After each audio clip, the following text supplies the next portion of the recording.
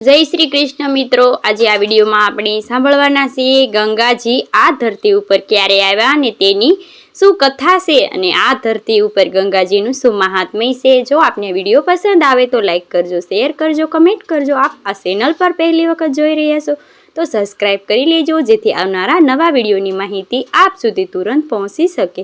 ધન્યવાદ।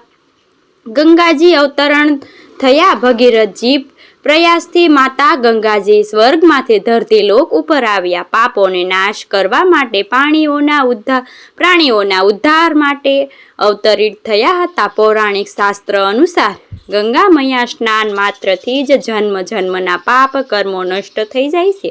વ્યક્તિને અંત સમયે મોક્ષની પ્રાપ્તિ થાય છે। ગંગા જયંતિ કે ગંગાજીના આ જન્મ ઉત્સવ પર્વ નિમિત્તે કળયુગમાં તીર્થોમાં રાજા સમાન કોઈ હોય તો તે છે ગંગાજી।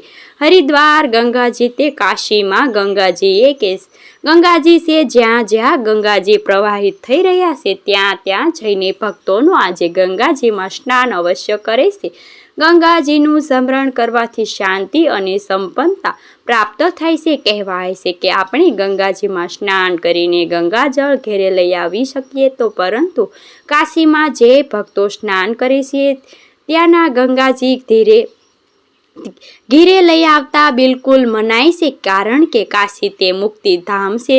દરેક જીવ ગંગાજીમાં પણ અમુક જીવો હોય છે, કીટાણુ હોય છે, તે પણ મુક્તિના અધિકારી હોય છે। તે માટે ત્યાં આવ્યા ત્યાં આપણે ગંગાજળ લઈને ઘેરે આવીએ છીએ તો તે જીવ પણ સાથે આવે છે તેનો દોષ લાગે છે કારણ કે જીવ મુક્તિ અર્થે જ ત્યાં ગંગાજીમાં રહે છે માટે ત્યાંનું ગંગાજળ ભરીને ઘેરે ન લઈ આવવું, આ વાત ધ્યાન રાખવું। પછી આપણે હરિદ્વાર હોય કે ત્રિવેણી સંગમ હોય ત્યાં ગંગાજી લઈને આવી શકીએ છીએ અને ગંગાજીનો હવે પૂંજાની દુકાનોમાં પણ મળે છે માટે ગંગાજળ અહીં આપણા ઘર પાસે મળતું હોય તો તે પણ ઉપયોગમાં કરી શકાય છે। અને ગંગા સપ્તમીના દિવસે ગંગા નદીમાં ઘાટ ઉપર ડૂબકી લગાવી અત્યંત પુણ્યદાય છે મનાય છે। સંભવ હોય તો તે ઘરે પણ આપણે સ્નાન કરીએ ત્યારે ગંગાજીનું નામ સ્મરણ થઈ જાય છે તો ગંગા મૈયાનું સ્મરણ અવશ્ય કરી શકીએ। ગંગા નદી નજીક આપણે રહેતા હોય તો પણ ગંગા સપ્તમીના દિવસે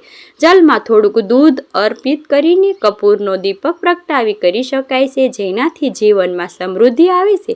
ગંગા જળમાં બિલીપત્ર મેળવી શિવલિંગ ઉપર અભિષેક કરવાથી માનસિક શાંતિ સૌભાગ્યની પ્રાપ્તિ થાય છે। ગંગા સપ્તમીના દિવસે અન્ન, વસ્ત્ર, તાંબૂલ, જલપાત્ર, ચોખા કે ઘી, ધન દાન કરવું ઉત્તમ મનાય છે। આજે આમ કરવાથી બધા પ્રકારનું દુઃખ દૂર થાય છે। માતા ગંગાજી સાથે પિતૃઓના પણ આશીર્વાદ પ્રાપ્ત થાય છે। આ દિવસે સૂર્યદેવ ભગવાન, શિવજી ભગવાન, શ્રી હરિનારાયણનું વિધિપૂર્વક પૂજન કરવી પુણ્ય ફળ પ્રાપ્ત થાય છે। ગંગા સપ્તમી કેવલ એક ધાર્મિક તીર્થ નથી પરંતુ આત્મશુદ્ધિ, ભક્તિ અને પુણ્ય કામવાળા માટે શુભ તિથિ છે, અવસર છે। આ દિવસે શ્રદ્ધા અને ભાવથી કરેલું પૂજા જીવનમાં આધ્યાત્મિક રૂપથી સમૃદ્ધિ પ્રદાન કરે છે। ગંગા માતાની કૃપા સમસ્ત પ્રાણી બધા વિઘ્નો દૂર થાય છે એવા માતા ગંગા મૈયાની આપણે કોટી કોટી વંદન કરીએ છીએ।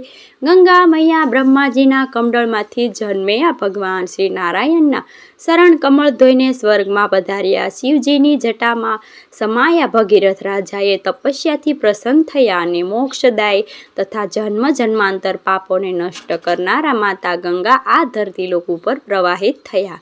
સર્વે જન્મો મંગલ કરનાર, આત્મશુદ્ધિ કરનાર એવા માતા ગંગાને આપણે કોટી કોટી વંદન કરીએ। ગંગા સપ્તમીના સૌ ભક્તોને બધાય શુભકામના। મિત્રો, મને આશા છે કે આ વિડીયો જરૂર પસંદ આવ્યો હશે। આજના દિવસે જ નહીં, નિત્ય સ્નાન કરતી વખતે ગંગાનો આ મંત્ર અવશ્ય બોલવો જોઈએ જેથી સ્નાનમાં શુદ્ધિ રહે, તન અને મન પવિત્ર રહે। મન અને ગંગેશ્વર, યમુને એવા ગોદાવરી, સરસ્વતી, નર્મદે, સિંધુ, કાવેરી જલે અસ્તિત્વ સત્રિધીમ કુરુ। બોલો ગંગા મૈયાની જય, ભગવાન સૂર્યનારાયણ દેવની જય। મિત્રો, મને સાંભળવા માટે ધન્યવાદ।